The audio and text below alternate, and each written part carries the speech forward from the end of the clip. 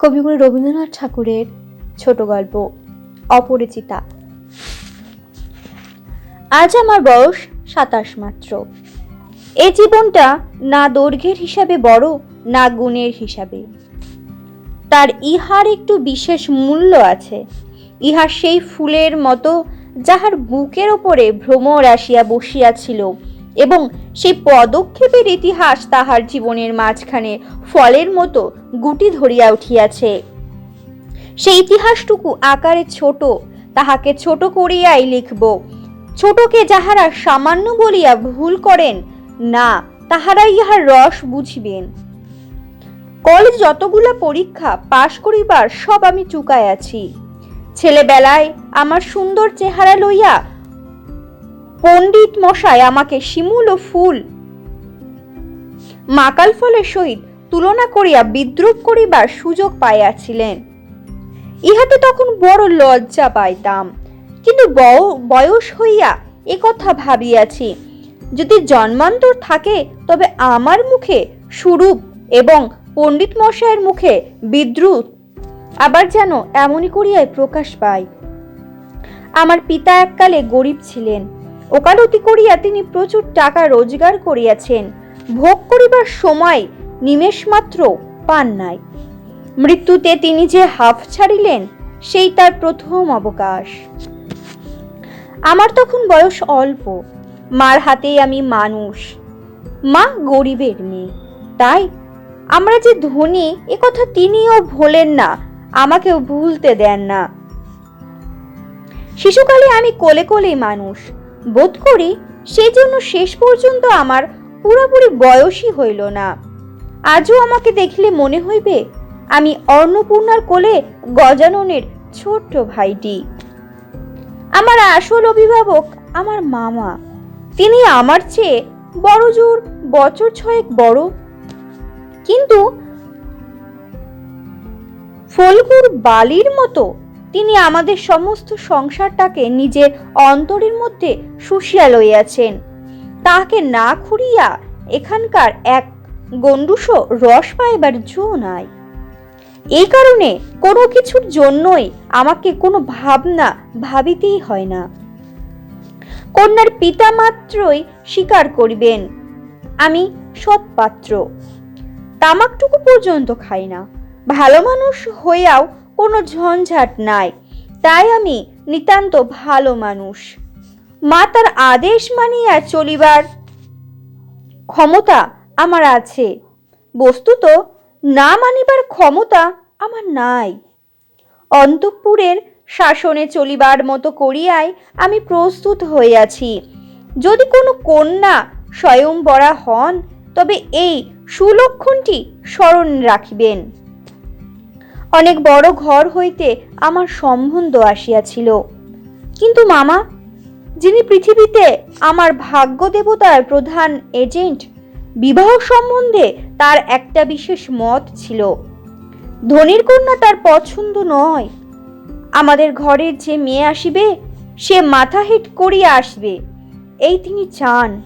অথচ টাকার প্রতি আসক্তি তার অস্থিমজ্জায় জড়িত। তিনি এমন বেহাই চান যাহার টাকা নাই, অথচ যে টাকা দিতে কসুর করিবে না।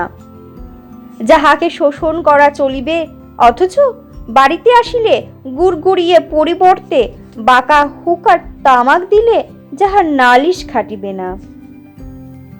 আমার বন্ধু হরিশ কানপুরে কাজ করে। সে ছুটিতে কলিকাতায় আসিয়া আমার মন উতলা করিয়া দিল। সে বলিল, ও হে, মেয়ে যদি বলো, একটা খাসা মেয়ে আছে। কিছুদিন পূর্বেই এমএ পাশ করিয়াছি। সামনে যত দূর পর্যন্ত দৃষ্টি চলে, ছুটি ধুধু করিতেছে। পরীক্ষা নাই, উমেদারি নাই, চাকরি নাই, নিজের বিষয় দেখিবার চিন্তাও নাই, শিক্ষাও নাই, ইচ্ছাও নাই। থাকিবার মধ্যে ভেতরে আছেন মা এবং বাইরে আছেন মামা। এই অবকাশের মরুভূমির মধ্যে আমার হৃদয় তখন বিশ্বব্যাপী নারীরূপের মরীচিকা দেখিতেছিল। আকাশে তাহার দৃষ্টি, বাতাসে তাহার নিঃশ্বাস, তরুমর মোড়ে তাহার গোপন কথা। এমন সময় হরিশ আসিয়া বলিল, মেয়ে যদি বল তবে। আমার শরীর মন বসন্ত বাতাসের বকুল বনের নবপল্লব রাশির মতো কাঁপিতে কাঁপিতে আলো ছায়া বুনিতে লাগিল। হরিশ মানুষটা ছিল রসিক, রস দিয়া বর্ণনা করিবার শক্তি তাহার ছিল, আর আমার মন ছিল তৃষ্ণার্ত। আমি হরিশকে বলিলাম, একবার মামার কাছে কথাটা পারিয়া দেখো। হরিশ আসর জমাইতে অদ্বিতীয়, তার সর্বত্র তাহার খাতির। মামাও তাহাকে গাইলে ছাড়িতে চান না। কথাটা তার বৈঠকে উঠিল। মেয়ের চেয়ে মেয়ের বাপের খবরটাই তাহার কাছে গুরুতর। বাপের অবস্থা তিনি যেমনটি চান তেমনটি। এককালে ইহাদের বংশে লক্ষ্মীর মঙ্গল ঘট ভরা ছিল, এখন তাহা শূন্য বলিলেই হয়। অথচ তলায় সামান্য কিছু বাকি আছে। দেশে বংশমর্যাদা রাখিয়া চলা সহজ নয় বলিয়া ইনি পশ্চিমে গিয়া বাস করিতেছেন। সেখানে গরিব গৃহস্থের মতোই থাকেন। একটি মেয়ে ছাড়া তার আর নাই, সুতরাং তাহারই পশ্চাতে লক্ষ্মীর ঘরটি একবার উপর করিয়া দিতে দ্বিধা হইবে না। এইসব ভালো কথা, কিন্তু মেয়ের বয়স যে 15, তাই শুনিয়া মামার মন ভার হইল। বংশে তো কোনো দোষ নাই। না, দোষ নাই, বাপ কোথাও তার মেয়ের যোগ্য বর খুঁজিয়া পান না। একে তো বরের হাট মহার্ঘ, তাহার পরে ধনুক ভাঙাপন, কাজেই বাপ কেবলই সবুর করিতেছেন, কিন্তু মেয়ের বয়স সবুর করিতেছে না। যাই হোক, হরিশের বয়স, সরস রসনার গুণ আছে। মামার মন নরম হইল। বিবাহের ভূমিকা অংশটা নির্বিঘ্নে সমাধা হইয়া গেল। কলিকাতার বাহিরে বাকি যে পৃথিবীটা আছে, সমস্তটাকেই মামা আন্দামান দ্বীপের অন্তর্গত বলিয়াই জানেন। জীবনে একবার বিশেষ কাজে তিনি কন্যগড় পর্যন্ত গিয়াছিলেন। মামা যদি মনু হইতেন, তবে তিনি হারবার, পুল আর হাওড়াটাকে তাহার সংহিতায় একেবারে নিষেধ করিয়া দিতেন। মনের মধ্যে ইচ্ছা ছিল নিজের চোখে মেয়ে দেখিয়া আসিব, সাহস করিয়া প্রস্তাব করিতে পারিলাম না। কন্যাকে আশীর্বাদ করিবার জন্য যাহাকে পাঠানো হইল, সে আমাদের বিনু দাদা, আমার পিস্তুত ভাই। তাহার মতো রুচি এবং দক্ষতার পরে আমি 16 আনা নির্ভর করিতে পারি। বিনু দাদা ফিরিয়া আসিয়া বলিলেন, মন্দ নয় হে, খাঁটি সোনা বটে। বিনু দাদার ভাষাটা অত্যন্ত আট। যেখানে আমরা বলি চমৎকার, সেখানে তিনি বলেন চরণসই। অতএব বুঝিলাম আমার ভাগ্যে প্রজাপতির সঙ্গে পঞ্চস্বরের কোনো বিরোধ নাই। বলা বাহুল্য, বিবাহ উপলক্ষে কন্যাপক্ষকেই কলিকাতায় আসিতে হইল। কন্যার পিতা শম্ভুনাথ বাবু হরিশকে কত বিশ্বাস করেন তাহার প্রমাণ এই যে, বিবাহের 3 দিন পূর্বে তিনি আমাকে প্রথম চক্ষে দেখেন এবং আশীর্বাদ করিয়া যান। বয়স তার 40-এর কিছু এপারে বা ওপারে। চুল কাঁচা, গোফে পাক ধরিতে আরম্ভ করিয়াছে মাত্র। সুপুরুষ বটে। ভিড়ের মধ্যে দেখিলে সকলের আগে তার উপরে চোখ পড়িবার মতো চেহারা। আশা করি আমাকে দেখিয়া তিনি খুশি হইয়াছিলেন। বোঝা শক্ত, কেননা তিনি বড়ই চুপচাপ। যে দুটি একটি কথা বলেন, যেন তাহাতে পুরা জোর দিয়া বলেন না। মামার মুখ তখন অনর্গল ছুটিতেছিল। ধনে মানে আমাদের স্থান যে শহরের কারোর চেয়ে কম নয়, সেটাকেই তিনি নানা প্রসঙ্গে প্রচার করিতেছিলেন। শম্ভুনাথ বাবু এ কথায় একেবারে যোগ্যই না। কোনো ফাঁকে একটা হু বা হা কিছুই শোনা গেল না। আমি হলে দমিয়া যাইতাম, কিন্তু মামাকে দমানো শক্ত। তিনি শম্ভুনাথ বাবুর ভাব দেখিয়া ভাবিলেন লোকটা নিতান্ত নির্জীব, একেবারে কোনো তেজ নাই। বেহাই সম্প্রদায়ের আর যাই থাক, তেজ থাকাটা দোষের। অতএব মামা মনে মনে খুশি হইলেন। শম্ভুনাথ বাবু যখন উঠিলেন তখন মামা সংক্ষেপের ওপর হইতেই তাকে বিদায় করিলেন, গাড়িতে তুলিয়া দিতে গেলেন না। পণ সম্বন্ধে দুই পক্ষে পাকাপাকি কথা ঠিক হইয়া গিয়াছিল। মামা নিজেকে অসামান্য চতুর বলিয়ায় অভিযান করিয়া থাকেন। কথাবার্তার কোথাও তিনি কিছু ফাঁক রাখেন নাই। টাকার অঙ্ক তো স্থির ছিলই, তারপরে গহনা কত ভরির এবং সোনা কত দরের হইবে সেও একেবারে বাধাবাধি হইয়া গিয়াছিল। আমি নিজে এই সমস্ত কথার মধ্যে ছিলাম না, জানিতাম না দেনা পাওনা কি স্থির হইল। মনে জানিতাম এই স্থূল অংশটাও বিবাহের মধ্যে একটা প্রধান অংশ, এবং সে অংশের ভার যার উপরে তিনি এক করাও ঠকিবেন না। বস্তুত আশ্চর্য পাকা লোক বলিয়া মামা আমাদের সমস্ত সংসারের প্রধান গর্বের সামগ্রী। যেখানে আমাদের কোনো সম্বন্ধ আছে সেখানে সর্বত্রই তিনি বুদ্ধির লড়াইয়ে জিতিবেন, এ একেবারে ধরা কথা। এই জন্য আমাদের অভাব না থাকিলেও এবং অন্য পক্ষের অভাব কঠিন হইলেও জীবিত। আমাদের সংসারের এই জেদ, ইহাতে যে বাঁচুক আর যে মরুক, গায়ে হলুদ অসম্ভব রকম ধুম করিয়া গেল। বাহক এত গেল যে তাহার আদম সুমারি করিতে হইলে কেরানি রাখিতে হয়, তাহাদিগকে বিদায় করিতে অপর পক্ষকে যে নাকাল হইতে হইবে, সেই কথা স্মরণ করিয়া মামার সঙ্গে মা একযোগে বিস্তর হাসিলেন। ব্যান্ড, বাঁশি, শখের কনসার্ট প্রভৃতি যেখানে যত প্রকার উচ্চ শব্দ আছে সমস্ত একসঙ্গে মিশাইয়া বর্বর কোলাহলের মত্ত হস্তি দ্বারা সঙ্গীত সরস্বতীর পদ্মবন দলিত বিদলিত করিয়া আমি তো বিবাহ বাড়িতে গিয়া উঠিলাম। আংটিতে, হাড়েতে, জড়ি জহরাতে আমার শরীর যেন গহনার দোকান নিলামে চড়িয়াছে বলিয়া বোধ হইল।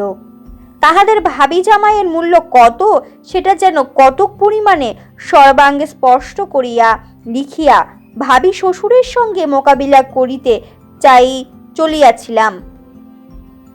মামা বিবাহ বাড়িতে ঢুকিয়া খুশি হইলেন না। এক তো উঠান তাতে বরযাত্রীদের জায়গা সংকুলান হওয়াই শক্ত, তাহার পরে সমস্ত আয়োজন নিতান্ত মধ্যম রকমের। ইহার পরে শম্ভুনাথ বাবুর ব্যবহারটাও নেহাত ঠান্ডা, তার বিনয়টা অজস্র নয়, মুখে তো কথাই নাই। যদি নিয়ত হাত জোর করিয়া মাথা হেলাইয়া নম্রতার স্মিতহাস্য ও গদগদ বচনে কনসার্ট পার্টির করতাল বাজিয়ে হইতে শুরু করিয়া বড় কর্তাদের প্রত্যেককে বারবার প্রচুর রূপে অভিষিক্ত করিয়া না দিতেন, তবে গোড়াতেই একটা এসপার ওসপার হইত।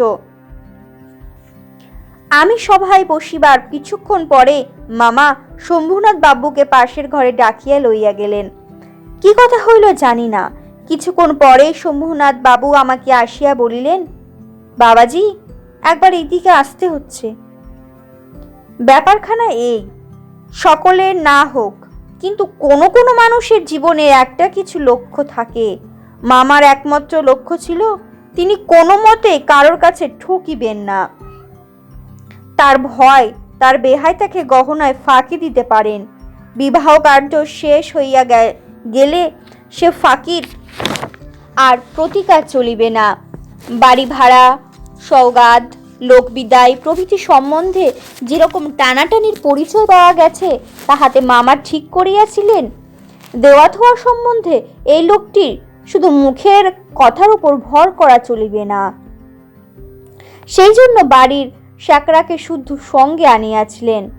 পাশের ঘরে গিয়া দেখিলাম মামা এক তক্তপোষে এবং শ্যাকরা তাহার দাড়িপাল্লা, কোষ্ঠীপাথর প্রভৃতি লইয়া মেজেই বসিয়া আছে। শম্ভুনাথ বাবু আমাকে বলিলেন, তোমার মামা বলিতেছেন বিবাহের কাজ শুরু হইবার আগেই তিনি কনের সমস্ত গহনা যাচাই করিয়া দেখিবেন। ইহাতে তুমি কি বলো? আমি মাথা হেট করিয়া চুপ করিয়া রহিলাম। মামা বলিলেন, ও আবার কি বলিবে? আমি যা বলিব তাই হইবে।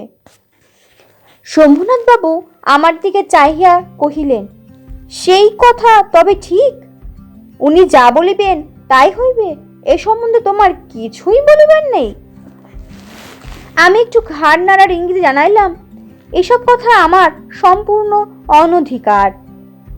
আচ্ছা তবে বসো, মেয়ের গা হইতে সমস্ত গহনা খুলিয়া আনিতেছি। এই বলিয়া তিনি উঠিলেন। মামা বলিলেন, না না, সভায় নয়, এখানে গামছায় বাঁধা গহনা আনিয়া তক্তপোষের ওপর মেলিয়া ধরিলেন। সমস্তই তাহার পিতামহীদের আমলের গহনা, হাল ফ্যাশনের সূক্ষ্ম কাজ নয়, যেমন মোটা তেমনি ভারী। শাকরা গহনা হাতে তুলিয়া লইয়া বলিল, এ আর দেখিব কি, ইহাতে খাদ নাই, এমন সোনা এখনকার দিনে ব্যবহারই হয় না। এই বলিয়াছে মকর মুখা মোটা একখানা বালায় একটু চাপ দিয়া দেখাইল তাহা বাঁকিয়া চায়। মামা তখনই তার নোট বইয়ে গহনাগুলির ফর্দ টুকিয়া লইলেন, পাছে যাহার দেখানো হইল তাহার কোনোটা কম পড়ে। হিসাব করিয়া দেখিলেন গহনা যে পরিমাণ দিবার কথা এগুলির সংখ্যায় দরে এবং ভারে তার অনেক বেশি। গহনাগুলির মধ্যে একজোড়া ইয়াররিং ছিল। শম্ভুনাথ সেইটে শাকরার হাতে দিয়া বলিলেন, এইটে একবার পরখ করিয়া দেখো। শাকরা কহিল, ইহা বিলাতি মাল, ইহাতে সোনার ভাগ সামান্যই আছে। শম্ভুবাবু ইয়ারিং জোড়া মামার হাতে দিয়া বলিল, এটা আপনারাই রাখিয়া দিন। মামা সেটা হাতে লইয়া দেখিলেন এবং এই ইয়ারিং দিয়াই কন্যাকে তাহারা আশীর্বাদ করিয়াছিলেন। মামার মুখ লাল হইয়া উঠিল। দরিদ্র তাহাকে ঠকাইতে চাহিবে, কিন্তু তিনি ঠকিবেন না, এই আনন্দ সম্ভোগ হইতে বঞ্চিত হইলেন এবং তাহার উপরেও কিছু উপরি পাওনা জুটিল। অন্তত মুখ ভার করিয়া বলিলেন, অনুপম, যাও তুমি সভায় গিয়া বসো গে। শম্ভুনাথ বাবু বলিলেন, না, এখন সবাই বসিতে হইবে না, চলুন আগে আপনাদের খাওয়াইয়া দিই। মামা বলিলেন, সে কি কথা, লগ্ন? শম্ভুনাথ বাবু বলিলেন, সেজন্য কিছু ভাবিবেন না, এখন উঠুন। লোকটি নেহাত ভালো মানুষ ধরনের, কিন্তু ভেতরে বেশ একটু জোর আছে বলিয়ায় বোধ হইল। মামাকে উঠিতে হইল। বরযাত্রীদের আহার হইয়া গেল। আয়োজনের আড়ম্বর ছিল না, কিন্তু রান্না ভালো এবং সমস্ত বেশ পরিষ্কার পরিচ্ছন্ন বলিয়া সকলে তৃপ্ত হইল। বরযাত্রীদের খাওয়া শেষ হইলে শম্ভুনাথ বাবু আমাকে খাইতে বলিলেন। মামা বলিলেন, সে কি কথা, বিবাহের পূর্বে বর খাইবে কেমন করিয়া? এ সম্বন্ধে মামার কোনো মত প্রকাশে তিনি সম্পূর্ণ উপেক্ষা করিয়া আমার দিকে চাহিয়া বলিলেন, তুমি কি বলো, বসিয়া যাইতে দোষ কিছু আছে? মূর্তিমতী মাতৃ আজ্ঞা স্বরূপে মামা উপস্থিত, তার বিরুদ্ধে চলা আমার পক্ষে অসম্ভব। আমি আহারে বসিতে পারিলাম না। তখন শম্ভুনাথ বাবু মামাকে বলিলেন, আপনাদিগকে অনেক কষ্ট দিয়াছি, আমরা ধনী নই, আপনাদের যোগ্য আয়োজন করিতে পারি নাই, ক্ষমা করিবেন। রাত হইয়া গেছে, আর আপনাদের কষ্ট বাড়াইতে ইচ্ছা করি না। এখন তবে? মামা বলিলেন, তা সভায় চলুন, আমরা তো প্রস্তুত আছি। শম্ভুনাথ বলিলেন, তবে আপনাদের গাড়ি বলিয়া দিই। মামা আশ্চর্য হইয়া বলিলেন, ঠাট্টা করিতেছেন নাকি? শম্ভুনাথ কহিলেন, ঠাট্টা তো আপনি করিয়া সরিয়াছেন। ঠাট্টার সম্পর্কটিকে স্থায়ী করিবার ইচ্ছা আমার নাই। মামা দুই চোখ এত বড় করিয়া মেলিয়া অবাক হইয়া রহিলেন। শম্ভুনাথ কহিলেন, আমার কন্যার গহনা আমি চুরি করিব, এ কথা যারা মনে করে তাদের হাতে আমি কন্যা দিতে পারি না। আমাকে একটি কথা বলাও তিনি আবশ্যক বোধ করিলেন না, কারণ প্রমাণ হইয়া গেছে আমি কেহই নই। তারপরে যা হইল সে আমি বলিতে ইচ্ছা করি না। ঝাড় লণ্ঠন ভাঙিয়া চুরিয়া জিনিসপত্র লণ্ডভণ্ড করিয়া বরযাত্রীর দল দক্ষযজ্ঞের পালা সারিয়া বাহির হইয়া গেল। বাড়ি ফিরিবার সময় ব্যান্ড, রসন চৌকো ও কনসার্ট একসঙ্গে বাজিল না, এবং অভ্রের ঝাড়গুলো আকাশের তারার উপর আপনাদের কর্তব্যের বরাত দিয়া কোথায় যে মহানির্বাণ লাভ করিল সন্ধান পাওয়া গেল না। বাড়ির সকলে তো রাগিয়া আগুন। কন্যার পিতার এত গুমর, কলিজে চারপোয়া হইয়া আসিল। সকলে বলিল, দেখি মেয়ের বিয়ে দেন কেমন করিয়া। কিন্তু মেয়ের বিয়ে হইবে না, এ ভয় যার মনে নাই তার শান্তির উপায় কি? সমস্ত বাংলাদেশেরই মধ্যে আমি একমাত্র পুরুষ যাহাকে কন্যার বাপ বিবাহের আসর হইতে নিজে ফিরাইয়া দিয়াছে। এত বড় সৎপাত্রীর কপালে এত বড় কলঙ্কের দাগ কোনো নষ্ট গ্রহ এত আলো জ্বালাইয়া বাজনা বাজাইয়া সমারোহ করিয়া আঁকাইয়া দিল। বরযাত্রীরা এই বলিয়া কপাল চাপড়াইতে লাগিল যে বিবাহ হইল না, অথচ আমাদের ফাঁকি দিয়া খাওয়াইয়া দিল। পাকযন্ত্রটাকে সমস্ত অন্নশুদ্ধ সেখানে টান মারিয়া ফেলিয়া দিয়া আসিতে পারিলে তবে আফসোস মিটিত। বিবাহের চুক্তি ভঙ্গ ও মানহানির দাবিতে নালিশ করিব বলিয়া মামা অত্যন্ত গোল করিয়া বেড়াইতে লাগিলেন। হিতৈষীরা বুঝাইয়া দিল, তাহা হইলে তামাশার যেটুকু বাকি আছে তাহা পুরা হইবে। বলা বাহুল্য, আমিও খুব রাগিয়া গিয়াছিলাম। কোন গতিকে শম্ভুনাথ বিষম জব্দ হইয়া আমাদের পায়ে ধরিয়া আসিয়া পড়েন। গোফের রেখায় তা দিতে দিতে এইটাই কেবল কামনা করিতে লাগিলাম। কিন্তু এই আক্রোশের কালো রঙের স্রোতের পাশাপাশি আর একটা স্রোত বহিতেছিল, যেটার রং একেবারে কালো নয়। সমস্ত মন যে সেই অপরিচিতার পানে ছুটিয়া গিয়াছিল, এখনো যে তাহাকে কিছুতেই টানিয়া ফিরাইতে পারি না। দেয়ালটুকু আড়ালে রহিয়া গেল গো। কপালে তার চন্দন আঁকা, গায়ে তার লাল শাড়ি, মুখে তার লজ্জার রক্তিমা। হৃদয়ের ভেতরে কি যে তা কেমন করিয়া বলিব।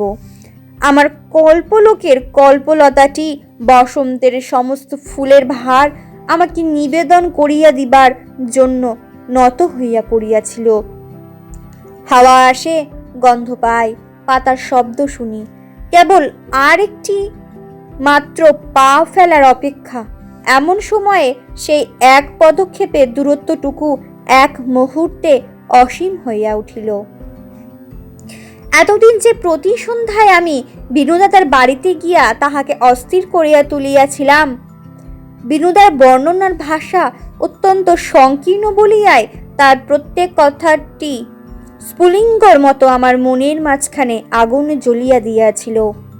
বুঝিয়াছিলাম মেয়েটির রূপ বড় আশ্চর্য, কিন্তু না দেখিলাম তাহাকে চোখে, না দেখিলাম তার ছবি, সমস্তই অস্পষ্ট হইয়া রহিল। বাহিরে তো সে ধরা দিলই না, তাহাকে মনেও আনিতে পারিলাম না। এই জন্য মন সেদিনকার সেই বিবাহ সবার দেওয়ালটার বাহিরে ভূতের মতো দীর্ঘ নিঃশ্বাস ফেলিয়া বেড়াইতে লাগিল। হরিশের কাছে শুনিয়াছি মেয়েটিকে আমার ফটোগ্রাফ দেখানো হইয়াছিল। পছন্দ করিয়াছে বই কি, না করিবার তো কোনো কারণ নাই। আমার মন বলে সে ছবি তার কোনো একটি বাস্কের মধ্যে লুকানো আছে। একলা ঘরে দরজা বন্ধ করিয়া একদিন নিরালা দুপুর বেলায় সে কি সেটি খুলিয়া দেখে না? যখন ঝুঁকিয়া পড়িয়া দেখে, তখন ছবিটির ওপরে কি তার মুখের দুই ধার দিয়া এলো চুল আসিয়া পড়ে না? হঠাৎ বাহিরে কারোর পায়ের শব্দ পাইলে সে কি তাড়াতাড়ি তার সুগন্ধ আঁচলের মধ্যে ছবিটিকে লুকাইয়া ফেলে না? দিন যায়, একটা বৎসর গেল। মামা তো লজ্জায় বিবাহ সম্বন্ধের কথা তুলিতেই পারেন না। মার ইচ্ছা ছিল আমার অপমানের কথা যখন সমাজের লোকে ভুলিয়া যাইবে তখন বিবাহের চেষ্টা দেখিবেন। এদিকে আমি শুনিলাম যে সে মেয়ের নাকি ভালো পাত্র জুটিয়াছিল, কিন্তু সে পণ করিয়াছে বিবাহ করিবে না। শুনিয়া আমার মন পুলকের আবেশে ভরিয়া গেল। আমি কল্পনায় দেখিতে লাগিলাম, সে ভালো করিয়া খায় না, সন্ধ্যা হইয়া আসে সে চুল বাঁধিতে ভুলিয়া যায়। তার বাপ তার মুখের পানে চান আর ভাবেন, আমার মেয়ে দিনে দিনে এমন হইয়া যাইতেছে কেন? হঠাৎ কোনো দিন তার ঘরে আসিয়া দেখেন মেয়ের দুই চক্ষু জলে ভরা। জিজ্ঞাসা করেন, মা তোর কি হইয়াছে বল আমাকে। মেয়ে তাড়াতাড়ি চোখের জল মুছিয়া বলে, কই কিছুই তো হয়নি বাবা। বাপের এক মেয়ে যে বড় আদরের মেয়ে। যখন অনাবৃষ্টির দিনে ফুলের কুড়িটার মতো মেয়ে একেবারে বিমর্ষ হইয়া পড়িয়াছে, তখন বাপের প্রাণে আর সহিল না। তখন অভিমান ভাসাইয়া দিয়া তিনি ছুটিয়া আসিলেন আমাদের দ্বারে। তারপরে মনের মধ্যে সেই যে কালো রঙের ধারাটা বহিতেছে, সে যেন কালো সাপের মতো রূপ ধরিয়া ফুস করিয়া উঠিল। সে বলিল, বেশ তো, আর একবার বিবাহের আসর সাজানো হোক, আলো জ্বলুক, দেশ বিদেশের লোকের নিমন্ত্রণ হোক, তারপরে তুমি বরের টোপর পায়ে দলিয়া দলবল লইয়া সভা ছাড়িয়া চলিয়া এসো। কিন্তু যে ধারাটি চোখের জলের মতো শুভ্র, সে রাজহংসের রূপ ধরিয়া বলিল, যেমন করিয়া আমি একদিন দময়ন্তীর পুষ্পবনে গিয়াছিলাম, তেমনি করিয়া আমাকে একবার উড়িয়া যাইতে দাও। আমি বিরহিণীর কানে কানে একবার সুখের খবরটা দিয়া আসিগে। তারপরে দুঃখের রাত পোহাইল, নব বর্ষার জল পড়িল, ম্লান ফুলটি মুখ তুলিল। এবারে সেই দেওয়ালটির বাহিরে রহিল সমস্ত পৃথিবীর আর সবাই, আর ভেতরে প্রবেশ করিল একটি মাত্র মানুষ। তারপরে আমার কথাটি ফুরালো। কিন্তু কথা এমন করিয়া ফুরাইল না। যেখানে আসিয়া তাহা আফুরান হইয়াছে, সেখানকার বিবরণ একটুখানি বলিয়া আমার এ লেখা শেষ করিয়া দিই। মাকে লইয়া তীর্থে চলিয়াছিলাম। আমার ওপরেই ভার ছিল, কারণ মামা এবারেও হাবড়ার পুল পার হন নাই। রেলগাড়িতে ঘুমাইতেছিলাম। ঝাঁকানি খাইতে খাইতে মাথার মধ্যে নানা প্রকার এলোমেলো স্বপ্নের ঝুমঝুমি বাজিতেছিল।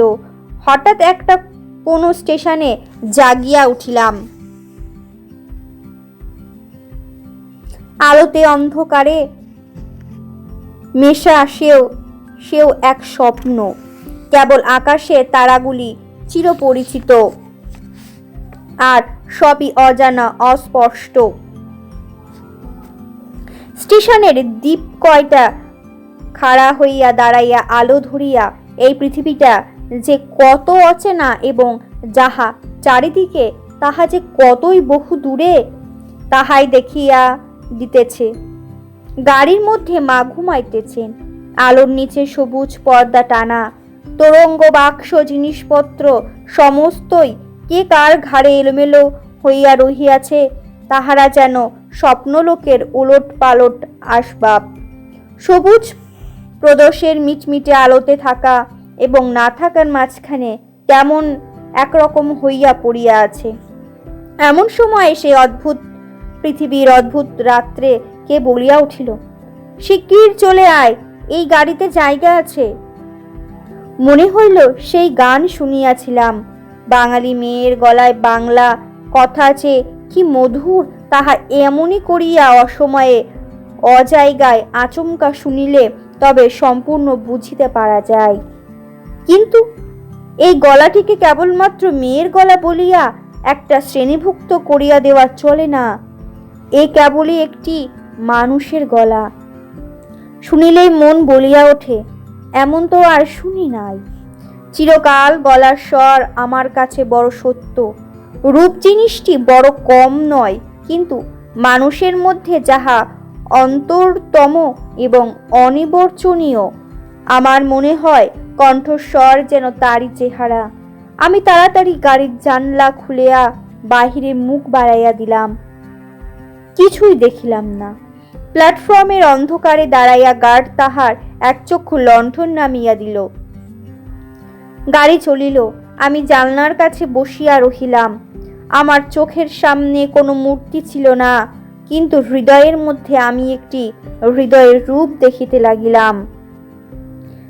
সে যেন এই তারাময়ী রাত্রের মতো আলো করিয়া ধরে, কিন্তু তাহাকে ধরিতে পারা যায় না। ওগো সুর, অচেনা কণ্ঠের সুর, এক নিমিষে তুমি যে আমার চির পরিচয়ের আসনটির উপরে আসিয়া বসিয়াছ। কি আশ্চর্য পরিপূর্ণ তুমি! চঞ্চল কালের ক্ষুদ্র হৃদয়ের ওপরে ফুলটির মতো ফুটিয়াছ, অথচ তার ঢেউ লাগিয়া একটি পাপড়িও টলে নাই। অপরিমেয় কোমলতায় এতটুকু দাগ পড়ে নাই। গাড়ি লোহার মৃদঙ্গে তাল দিতে চলিল। আমি মনের মধ্যে গান শুনিতে শুনিতে চলিলাম। তাহার একটি মাত্র ধোঁয়া। গাড়িতে জায়গা আছে? আছে কি জায়গা? আছে কি জায়গা যে পাওয়া যায় না। কাউকেও চেনে না, অথচ সেই না চেনাটুকু যে কুয়াশা মাত্র, সে যে মায়া। সেটা ছিন্ন হইলেই যে চেনার আর অন্ত নাই। রাত্রে ভালো করিয়া ঘুম হইল না। প্রায় প্রতি স্টেশনে একবার করিয়া মুখ বাড়াইয়া দেখিলাম। ভয় হইতে লাগিল, যাহাকে দেখা হইল না সে পাছে রাত্রেই নামিয়া যায়। পরদিন সকালে একটা বড় স্টেশনে গাড়ি বদল করিতে হইবে। আমাদের ফার্স্ট ক্লাসের টিকিট। মনে আশা ছিল ভিড় হইবে না। নামিয়া দেখি প্ল্যাটফর্মে সাহেবদের আর্দালি দল আসবাবপত্র লইয়া গাড়ির জন্য অপেক্ষা করিতেছে। কোনো এক ফৌজের বড় জেনারেল সাহেব ভ্রমণে বাহির হইয়াছে। 2-3 মিনিটের পরই গাড়ি আসিল। বুঝিলাম ফার্স্ট ক্লাসের আশা ত্যাগ করিতে হইবে। মাকে লইয়া কোন গাড়িতে উঠি সে এক ভীষণ ভাবনায় পড়িলাম। সব গাড়িতেই ভিড়। দাঁড়ে দাঁড়ে উকি মারিয়া বেড়াইতে লাগিলাম। এমন সময় সেকেন্ড ক্লাসে গাড়ি হইতে একটি মেয়ে আমার মাকে লক্ষ্য করিয়া বলিলেন, আপনারা আমাদের গাড়িতে আসুন না, এখানে জায়গা আছে। আমি তো চমকিয়া উঠিলাম। সেই আশ্চর্য মধুর কণ্ঠ এবং সেই গানেরা ধোয়া। জায়গা আছে। ক্ষণমাত্র বিলম্ব না করিয়া মাকে লইয়া গাড়িতে উঠিয়া পড়িলাম। জিনিসপত্র তুলিবার প্রায় সময় ছিল না। আমার মতো অক্ষম দুনিয়ায় নাই। সেই মেয়েটি কুলিদের হাত হইতে তাড়াতাড়ি চলতি গাড়িতে আমাদের বিছানাপত্র টানিয়া লইল। আমার একটা ফটোগ্রাফ তুলিবার ক্যামেরা স্টেশনেই পড়িয়া রহিল। গ্রাহ্যই করিলাম না। তারপরে কি লিখিব জানি না। আমার মনের মধ্যে একটা অখণ্ড আনন্দের ছবি আছে। তাহাকে কোথাও শুরু করিব, কোথায় শেষ করিব, বসিয়া বাক্যের পর বাক্য যোজনা করিতে ইচ্ছা করে না। এবার সেই সুরটিকে চোখে দেখিলাম। তখনও তাহাকে সুর বরিয়াই মনে হইল। মায়ের মুখের দিকে চাহিলাম। দেখলাম তার চোখে পলক পড়িতেছে না। মেয়েটির বয়স 16 কি 17 হইবে, কিন্তু নবযৌবন হইয়া দেহে মনে কোথাও যেন একটু ভার চাপাইয়া দেয় নাই। ইহার গতি সহজ, দীপ্তি নির্মল, সৌন্দর্যে সুচিতা অপূর্ব। ইহার কোনো জায়গায় কিছু জরিমা নাই। আমি দেখিতেছি, বিস্তারিত করিয়া কিছু বলা আমার পক্ষে অসম্ভব। এমনকি সে যে কি রঙের কাপড় কেমন করিয়া পরিয়াছিল তাহাও ঠিক করিয়া বলিতে পারিব না। এটা খুব সত্য যে তার বেশে ভূষায় এমন কিছু ছিল না যেটা তাহাকে ছাড়াইয়া বিশেষ করিয়া চোখে পড়িতে পারে। সে নিজের চারিদিকে সকলের চেয়ে অধিক। রজনীগন্ধা শুভ্র মঞ্জরির মতো সরল বৃত্তটির ওপরে দাঁড়াইয়া যে গাছে ফুটিয়াছে সে গাছটা সে একেবারে অতিক্রম করিয়া উঠিয়াছে। সঙ্গে 2-3টি ছোট ছোট মেয়ে ছিল। তাহাদিগকে লইয়া তাহার হাসি এবং তাহার কথার আর অন্ত ছিল না। আমি হাতে একখানা বই লইয়া সেদিকে কান পাতিয়া রাখিয়াছিলাম। যেটুকু কানে আসিতেছিল সে তো সমস্ত ছেলে মানুষদেরই সঙ্গে ছেলে মানুষই কথা। তাহার বিশেষত্ব এই যে তাহার মধ্যে বয়সের তফাৎ কিছুমাত্র ছিল না। ছোটদের সঙ্গে সে অনায়াসে এবং আনন্দে ছোট হইয়া গিয়াছিল। সঙ্গে কতকগুলি ছবিওয়ালা ছেলেদের গল্পের বই, তাহারই কোনো একটা বিশেষ গল্প শোনাইবার জন্য মেয়েরা তাহাকে ধরিয়া পড়িল। এ গল্প নিশ্চয় তারা 20-25 বার শুনিয়াছে। মেয়েদের কেন যে এত আগ্রহ তাহা বুঝিলাম। সেই সুধাকণ্ঠের সোনার কাঠিতে সকল কথা যে শোনা হইয়া ওঠে। মেয়েটির সমস্ত শরীর মন যে একেবারে প্রাণে ভরা, তার সমস্ত চলার বলার স্পর্শে প্রাণ ঠিকরিয়া ওঠে। তাই মেয়েরা যখন তার মুখে গল্প শোনে তখন গল্প নয় তাহাকেই শোনে। তাহাদের হৃদয়ের ওপর প্রাণের ঝর্ণা ঝরিয়া পড়ে। তার সেই উদ্ভাসিত প্রাণ আমার সেদিনকার সমস্ত সূর্য কিরণকে সজীব করিয়া তুলিল। আমার মনে হইল আমাকে যে প্রকৃতি তাহার আকাশ দিয়া বেষ্টন করিয়াছে সে ওই তরুণীরই অক্লান্ত অম্লান প্রাণের বিশ্বব্যাপী বিস্তার। পরে স্টেশনে পৌঁছাইতেই খাবারওয়ালাকে ডাকিয়া সে খুব খানিকটা চানামুট কিনিয়া লইল এবং মেয়েদের সঙ্গে মিলিয়া নিতান্ত ছেলে মানুষের মতো করিয়া কল্লহাস্য করিতে করিতে অসংকোচে খাইতে লাগিল। আমার প্রকৃতি যে জাল দিয়া বেড়া, আমি কেন বেশ সহজেই হাসি মুখে মেয়েটির কাছে এই চানা এক মুঠো চাইয়া লইতে পারিলাম না? হাত বাড়াইয়া দিয়া কেন আমার লোভ স্বীকার করিলাম না? মা ভালো লাগা এবং মন্দ লাগার মধ্যে দমনা হইয়াছিলেন। গাড়িতে আমি পুরুষ মানুষ, তবু ইহার কিছুমাত্র সংকোচ নাই। বিশেষত এমন লোভীর মতো খাইতেছে সেটা ঠিক তার পছন্দ হইতেছিল না। অথচ ইহাদের বেহায়া বলিয়াও তার ভ্রম হয় নাই। তার মনে হইল এই মেয়ের বয়স হইয়াছে কিন্তু শিক্ষা হয় নাই। মা হঠাৎই কারোর সঙ্গে আলাপ করিতে পারিলেন না। মানুষের সঙ্গে দূরে দূরে থাকায় তার অভ্যাস। এই মেয়েটির পরিচয় লইতে তার খুব ইচ্ছা, কিন্তু স্বাভাবিক বাধা কাটাইয়া উঠিতে পারিতেছিলেন না। এমন সময় গাড়ি একটা বড় স্টেশনে আসিয়া থামিল। সে জেনারেল সাহেবের একদল অনুষঙ্গী এই স্টেশন হইতে উঠিবার উদ্যোগ করিতেছে। গাড়িতে কোথাও জায়গা নাই। বারবার আমাদের গাড়ির সামনে দিয়া তারা ঘোরাঘুরি করতেছে। মা তো ভয়ে আড়ষ্ট, আমিও মনের মধ্যে শান্তি পাইতেছিলাম না। গাড়ি ছাড়িবার অল্পকাল পূর্বে একজন দেশি রেলওয়ে কর্মচারীর নাম লেখা 2খানা টিকিট গাড়ির 2 বেঞ্চের শিয়রের কাছে লটকাইয়া দিয়া আমাকে বলিল, এ গাড়ির এই 2 বেঞ্চ আগে হইতেই 2 সাহেব রিজার্ভ করিয়াছেন, আপনাদিগকে অন্য গাড়িতে যাইতে হইবে। আমি তো তাড়াতাড়ি ব্যস্ত হইয়া দাঁড়াইয়া উঠিলাম। মেয়েটি হিন্দিতে বলিল, না, আমরা গাড়ি ছাড়িব না। সে লোকটি রোখ করিয়া বলিল, না ছাড়িয়া উপায় নাই।